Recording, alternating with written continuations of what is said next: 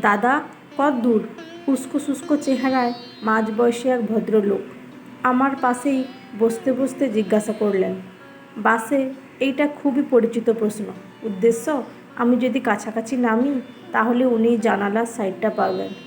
কিন্তু ইনি বোধহয় সেই জাতীয় নন, কারণ আমি একদম লাস্ট স্টপেজ পর্যন্ত যাব শুনেও উনি আমার পাশেই জায়গা নিলেন। নিজেই বললেন, আমি তো শিয়ালদাতেই নেমে যাব। সম্ভবত ইনি হলেন যাকে বলে খেজুরে আলাপ জমানো পাবলিক। তার প্রমাণও পেয়ে গেলাম একটু পরেই। ভদ্রলোক একটু হাঁপাচ্ছিলেন। ছুটে এসে বাস ধরেছেন হয়তো। সঙ্গে ছোট্ট একটা লাগেজ ব্যাগ। সেটাকে দু পায়ের মাঝখানে সেট করে বসিয়ে আবার জিজ্ঞাসা করলেন, অফিস থেকে ফিরছেন? আমি সংক্ষেপে একটা হ্যাঁ বলেই জানালার দিকে তাকালাম। গায়ে পড়ে আলাপ জমানো আমার একদম ভালো লাগে না, কিন্তু ভদ্রলোক তবু এরকম উপযাচক হয়েই আমাকে শোনালেন যে তার অফিস টফিসের কেস নেই, 3 দিনের জন্য উত্তরবঙ্গে যাচ্ছেন ঘুরতে। হঠাৎই আজ ঠিক হয়েছে, বন্ধুরা শিয়ালদা স্টেশনে অপেক্ষা করছে ইত্যাদি। গত্যন্তর নেই বলে আমাকে বিজ্ঞের মতো সেসব শুনে যেতে হলো। খানিক পরে ভিড় বাড়ল একটু। এই সময় বাসের সামনের দিকের জটলা থেকে একটা শোরগোল কানে এলো। এক ভদ্রমহিলার কণ্ঠস্বর, ভদ্রভাবে দাঁড়াতে পারেন না? পিছন থেকে সমানে ঠেলে যাচ্ছেন। প্রত্যুত্তরে আরেকজন কিছু জবাব ও তার আবার পাল্টা জবাব, এরকম চলতে লাগলো। একজন মধ্যস্থকারীর আওয়াজও পাওয়া গেল, আপনি কি নামবেন সামনে? না হলে ভিতর দিকে চলে যান না, এখানে দাঁড়িয়ে গার্ড করছেন কেন? আমরা বেশ পিছনের দিকে ছিলাম আর ব্যাপারটা ঠাউর করার চেষ্টা করছিলাম। চেঁচামেচিটা থেমে যাওয়ার সঙ্গে সঙ্গেই আমার সহযাত্রী তার স্বভাব মতো শুরু করলেন, যাই বলুন দাদা, মেয়েদেরও অনেক দোষ থাকে, ক্ষেত্রবিশেষে তাদের অপরাত্রেই বেশি থাকে অনেক সময়। এরকম একটা কথার সংক্ষিপ্ত জবাব আর কি হতে পারে? আমি বললাম, হ্যাঁ, সে হতেই পারে। সহযাত্রী উত্তেজিত হয়ে বললেন, আপনি বিশ্বাস করবেন না, আমি দেখেছি এরকম যে বউ তার স্বামীকে চার্জ করছে যে তুমি অন্য মেয়ের সাথে সম্পর্ক রাখো, হ্যানা ত্যানা। এদিকে লুকিয়ে লুকিয়ে সে নিজেই হয়তো আরেকটা সম্পর্কে লিপ্ত। ঘরে ঘরে হচ্ছে মশাই আজকাল। আমি তার দিকে তাকিয়ে খুব চিন্তার ভান করে বললাম, এই আজকের কথাটাই ধরুন। তিনি বলে যেতে লাগলেন, আমার বউয়ের ওই যাকে একটু উড়ু উড়ু ঝোঁক, ঠাড়ে ঠোড়ে বুঝে যে স্বভাব চরিত্র ভালো নয়। আমাকে অনেকবারই বলেছিল কেউ কেউ, আমি গা করিনি, কিন্তু আজ একদম হাতে নাতে ধরে ফেললাম। আমি যে এত তাড়াতাড়ি আসবো সেটা সে জানতো না। আর যাবে কোথায়, ধরে ফেলেছি, একদম খপ করে ধরেছি। আচ্ছা, এরকম মেয়েদের সাথে কি করা উচিত বলুন তো? কোথায় ইনি নামবেন কে জানে, নেমে গেলেই বাঁচি এই অহেতুক আলাপচারিতার হাত থেকে। সরাসরি উত্তর এড়িয়ে আমি সৌজন্যবশত একটু ছদ্ম কৌতূহল দেখালাম, তা ধরে ফেলে কি করলেন আপনি? মেরে ফেললাম, অন দ্য স্পট, একদম হাপিস। ভদ্রলোকের আপাত নিরীহ মুখে যেন একটা বক্র হাসি। আমি ভালো করে তাকালাম লোকটার দিকে। কি বলতে চায়? মাথায় গন্ডগোল আছে নাকি? কিন্তু দেখে তো সেরকম লাগছে না। ঠিকঠাক পোশাক আশাক পরা, চুলটা একটু যা অবিন্যস্ত, চেহারাটা একটু বিধ্বস্ত, কিন্তু ঠিক পাগল বলে মনে হয় না। মেরে ফেললেন মানে? আমি অবাক না হয়ে পারলাম না। আমার ভগ্নিপতি পুরী থেকে একটা পাথরের জগন্নাথ এনে দিয়েছিল। বেশ ভারী মূর্তিটা সামনের টেবিলের ওপর রাখা ছিল। ওইটা তুলেই মাথার পিছনে এক ঘা, ব্যাস শেষ। চেঁচানোরও সময় পায়নি, ক্লিন খালাস।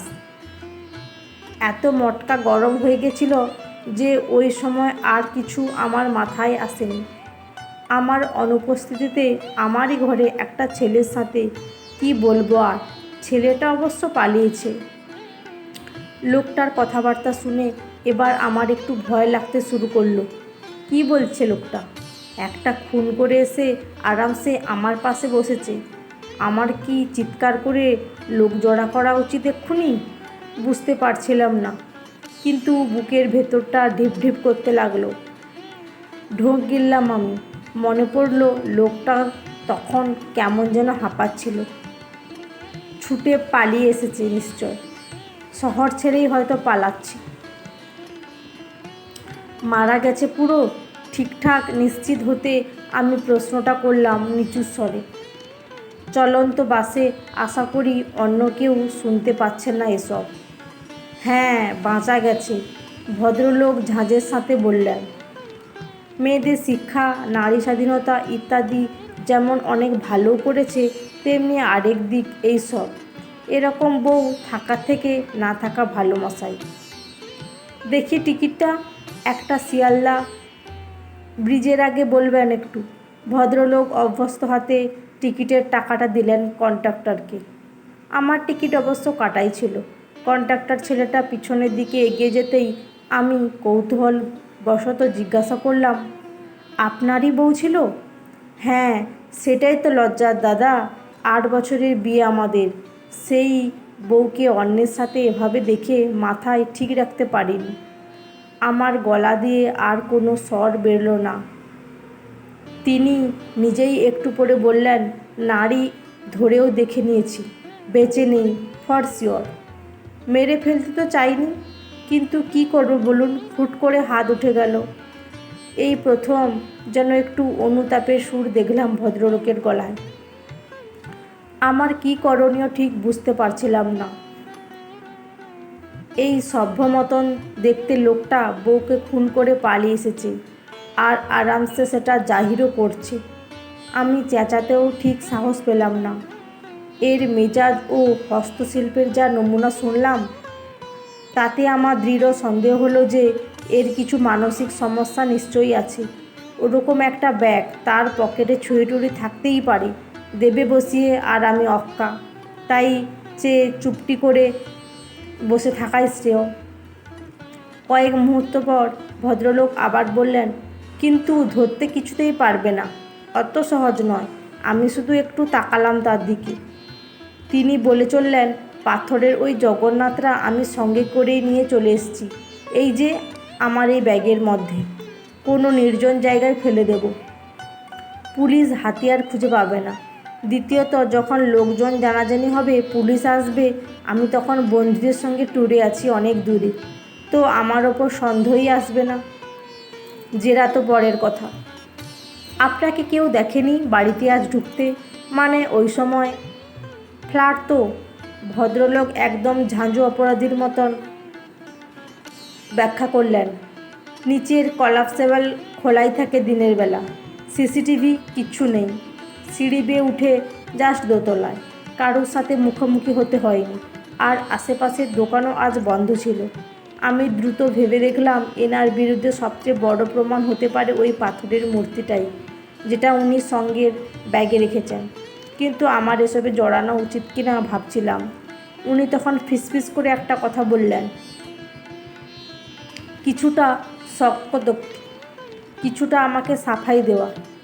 বললেন, একমাত্র সেই লাফাঙ্গা ছেলেটা পালিয়ে যাবার সময় আমাকে দেখে রেখেছে, যদিও একদমই অচেনা মুখ। তাছাড়া সে নিজেই সবচেয়ে আগে ফাঁসবে যদি সে এই নিয়ে সাক্ষ্য দিতে আসে। তাই নিজেই নিজের মুখ বন্ধ রাখবে সে। কথাটা শেষ করে আবার একটা বক্র হাসি ঠোঁটে বোঝালেন ভদ্রলোক, আর আমার দিকে ইঙ্গিতপূর্ণভাবে তাকালেন, যার অর্থ আমি বুঝলাম না। কিন্তু একটা চিন্তা বিদ্যুতের মতো মাথায় ঝিলিক মেরে গেল তখন। ভদ্রলোক আমাকে এত কথা কেন বললেন? আমি তো চাইলে পুলিশকে এসব কথা জানিয়ে দিতে পারি। তাহলে কি কোনো গূঢ় অভিসন্ধি আছে ওনার? আমি ঝট করে ওই ব্যাগের কাছ থেকে আমার পাটা সরিয়ে নিলাম। ছেলেটার পরিচয়টা একটু জানতে পারলে ভালো হতো, জানেন। ভদ্রলোক খেদ ভরা কণ্ঠে ব্যক্ত করলেন আবার। হতে পারে আমার বউটার স্বভাব চরিত্র হয়তো ভালো ছিল না, কিন্তু ছেলেটাকেও ছাড় দেওয়া উচিত নয়। ভেবে দেখলে তার দোষও কিছু কম নয় এক্ষেত্রে। কী জবাব দেব বুঝতে পারছিলাম না।